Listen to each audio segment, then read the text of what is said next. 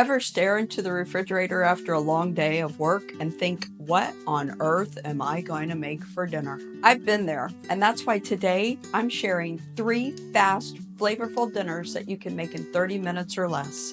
No fancy ingredients, no stress, and minimal cleanup. Let's make dinner time the easiest part of your day.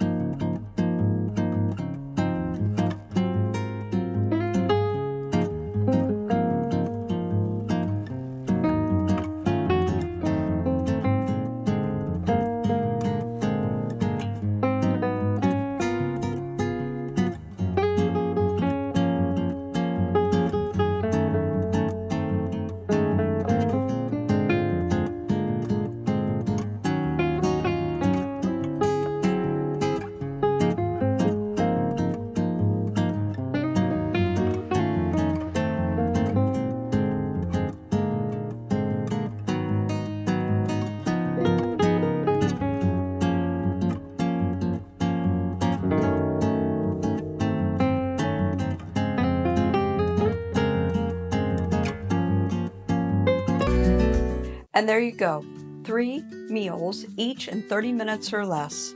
Dinner doesn't have to be complicated to be delicious.